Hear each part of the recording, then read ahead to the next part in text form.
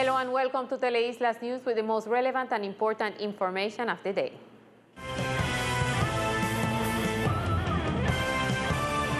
In an interview with Teleislas News, the Secretary of Mobility of the department spoke about the projects that seek to implement intelligent traffic lights on the island. For just over 7 months, several traffic lights in the department are in disuse due to the damage to its infrastructure, which is why the head of the mobility office at the departmental levels unveils a project that seeks to solve this problem through intelligent traffic lights. One of the purposes of the governor and the guidelines that are in the development plan are intelligent traffic lights. These traffic lights have high-resolution video cameras and audio. They have the projection of holograms for pedestrians on the zebras area and also has solar panels, which is a very important aspect because we would not be suffering what we are suffering now by the issue of damage to the infrastructure of the traffic lights. The head of the mobility office stated that the project is still under study. Bueno, inicialmente es un proyecto. Initially, this is a project that we are still studying because we are going to do it through royalties.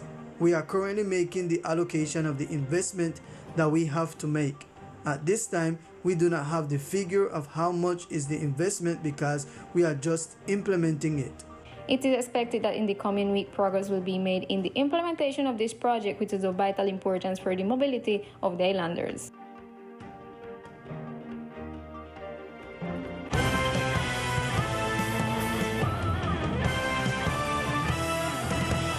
A technical roundtable was held throughout the day between the authorities of the island for the formulation of the departmental plan against tropical cyclones. A team of the Disaster Risk Management Unit are in the department supporting the departmental government in the formulation of the departmental plan of response to tropical cyclones. We are accompanying the Departmental Council of Disaster Risk Management in the updating of its departmental response plan for tropical cyclones. We are about to start the hurricane season, which runs from June 1st to November 30.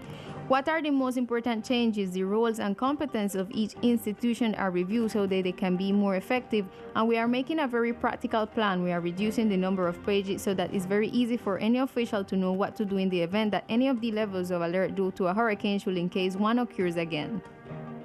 The Disaster Risk Management Unit, together with the Departmental Risk Council, will carry out an inspection tour this week of the shelters and areas most affected by tropical cyclones on the island.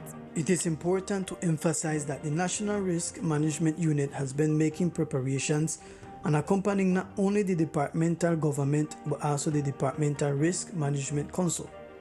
Therefore, we will be tomorrow and the day after visiting the Humanitarian Logistics Center. The objective is to look to see what kind of equipment and humanitarian aid we will have in the pre-readiness phase. We will also make a visit specifically to the municipality of Old Providence. We will review the issue of temporary shelters, which is very key. It is important for this issue, the hurricane season that is starting. The Risk Management Unit is making preparation for the hurricane season that starts next June. IDEAM has indicated that rainfall is expected during the beginning of the second semester of the year. And the alternating schedule method that was being implemented on the island was stopped in support of the teachers' national strike. However, virtual classes will continue until the protests end. The two institutions that were pending the implementation and verification of biosecurity protocols approved by the Health Secretariat were the Nathaniel School and the Bolivariano Institute, which were the only ones pending to return to the alternating schedule methods. The Secretary of Education, Lucila Morelos, spoke on the subject. Almost all the institutions had started. Only 2 institutions were pending and they had already complied with all the requirements. At this moment, students are not attending the schools in person due to the strike. However, educational services are being offered from home. On the other hand, the Secretary called on parents to trust in the protocols that have been implemented for the return to the classroom. We definitely need to get our children back to the classroom, I think, for mental health purposes. As well as it is important that we have confidence in the protocols that we are adapting in the educational institutions and reinforce them at home so that the children fully comply with the requirements. And in an exclusive interview for Teleislas News, the Traffic Enforcement Deputy Commander clarified some measures to be taken into account when making roadblocks, as well as the sectors under the dependence of traffic enforcement agents and the National Police. Within the community, a controversy has arisen due to the alleged legal checkpoints by traffic police officials on the island. For this reason, in dialogue with Olate Paul, the Traffic Enforcement Deputy Commander, it was clarified that each entity, blue agents and traffic police, have sectors of the island under their dependence. I can't talk about the police. I can talk about the traffic enforcement agents and what is required for a checkpoint to be carried out. It all depends on what is the objective of the activity.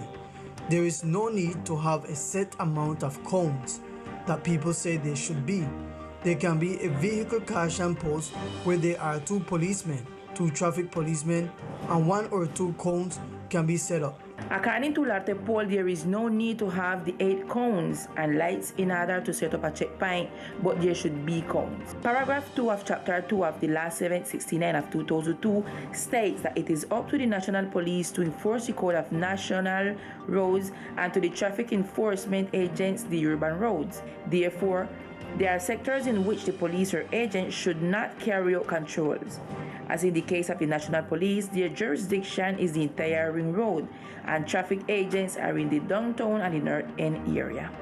Teleislas News, in order to have total clarity of the case, tried to obtain a statement from the traffic police, which until the beginning of this broadcast was not possible. And we continue to inform you about COVID-19 cases on the island, a virus that in its second peak for the department continues to take lives. For today, the National Institute of Health reported 60 cases of COVID-19 in the archipelago. Likewise, the fatality report in the island recorded the death of an 85-year-old female.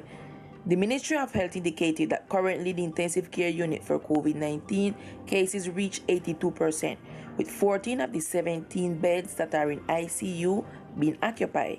The Ministry of Health, in its latest report of the vaccination plan up till May 25, indicates so far 14,206 people have been vaccinated in the islands.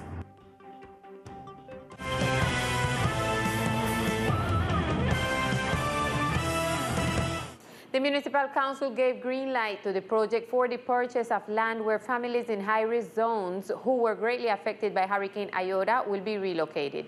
Here is the note.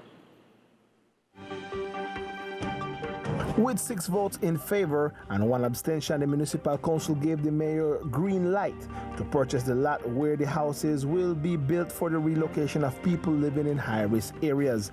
This is one of the 2 projects presented to the Municipal Council. Well, yesterday we have the opportunity to approve a project that the alcalde present to get a land to relocate several family that is in a zone of risk through the damage of the land before the hurricane, and now with the hurricane they are in risk their life. So it was very important that we could get that piece of land. This lot is located in the section of Freetown. Very good. I feel happy because every year the command major said they want to build wall, they want to do this and want to do that, and going around 15, 20 years doing the same thing. Every time the wind blew from the north, it bust right through the yard, all through the house, it bust through. So I feel happy about it, man. On the other hand, another project for the purchase of 2 plots of land near the dam was also advanced. Some councilmen did not agree with this type of investment in a time like this. We are not agreeing in buying those land in this moment because that is not necessary. More or less, these land is way up in the mountain. So we believe that this is not necessary. In this moment, you have more things that is priority and buying land right now in this moment for the repression. It has been said that the models of houses to be built for the relocation will be the same models used for the reconstruction. And during the afternoon hours, the mayor of Old Providence announced that a meeting was held with the president of Findeter, the vice minister of housing, among others, to follow up the reconstruction process. Via his Facebook account, Mayor Jorge Norberto Gari announced that a meeting with the President of Findeter, the Deputy Minister of Housing, the Regional Ombudsman, representative to the House Jorge Mendes, and some council members was held, where he reiterated his concern with the delay in the construction of new housing